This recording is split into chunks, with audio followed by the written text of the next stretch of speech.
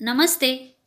आज़ादी का अमृत महोत्सव के उपलक्ष्य में स्वतंत्रता आंदोलन में महिलाओं का सहयोग, यह श्रृंखला महाराष्ट्र राज्य हिंदी महामंडल और सांगली जिला हिंदी अध्यापक मंडल के संयुक्त तत्वावधान में मंडल के मुख्य प्रवर्तक श्रीमान शिवाजीराव अडसूळसर जी की प्रेरणा से यह श्रृंखला शुरू है।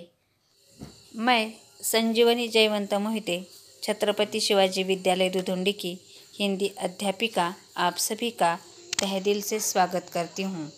आज के इस वीडियो में हम देखेंगे जानकी देवी बजाज जी के बारे में। गांधीवादी जीवन शैली की कट्टर समर्थक जानकी देवी बजाज का जन्म 7 जनवरी 1893 में हुआ। उन्होंने कुटीर उद्योग के माध्यम से ग्रामीण विकास में काफ़ी सहयोग किया। वह एक स्वावलंबी महिला थी जिन्होंने स्वतंत्रता संग्राम में सक्रिय रूप से भाग लिया था। जानकी देवी बजाज दानी, मितव्ययी और कठोर थी। साथ ही साथ वे दयालु भी बहुत थी। जानकी देवी बजाज के आजीवन किए गए कार्यों को सम्मानित करने के लिए भारत सरकार ने सन 1956 में उन्हें पद्म विभूषण से सम्मानित किया गया था। मध्य प्रदेश के जरौरा में जन्मी जानकी देवी प्रारंभिक शिक्षा के कुछ सालों बाद ही उनके छोटे छोटे कंधों पर घर गृहस्थी की जिम्मेदारी डाल दी गई। मात्र 8 साल की कच्ची उम्र में ही उनका विवाह संपन्न बजाज घराने में कर दिया गया।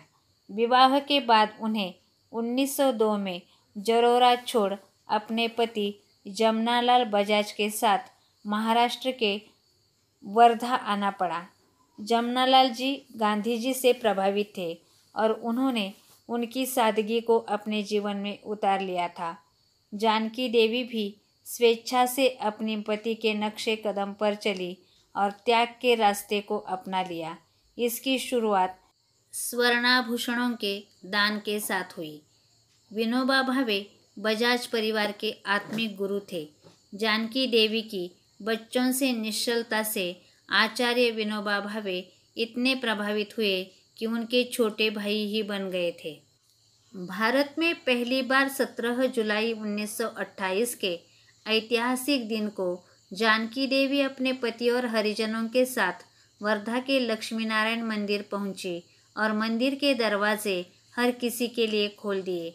अस्पृश्यता के खिलाफ उनकी ये जंग लोगों के लिए एक नया सबक थी। उन्होंने अपने घर में खाना बनाने के लिए एक दलित व्यक्ति को रखा और उसे खाना बनाना सिखाया। जानकी देवी ने जमनालाल के कहने पर सामाजिक वैभव और कुलीनता के प्रतीक बन चुके पर्दा प्रथा का भी त्याग कर दिया। उन्होंने सभी महिलाओं को भी इसे त्यागने के लिए प्रोत्साहित किया। साल 1919 में उनके इस कदम से प्रेरित होकर हजारों महिलाएं आज़ाद महसूस कर रही थी, जो कभी घर से बाहर भी नहीं निकली थी। 28 साल की उम्र में उन्होंने अपने सिल्क के वस्त्रों को त्याग दिया था। एक सामाजिक कार्यकर्ता व गांधीवादी स्वतंत्रता सेनानी जानकी देवी बजाज की मृत्यु 21 मई 1979 को हुई। धन्यवाद।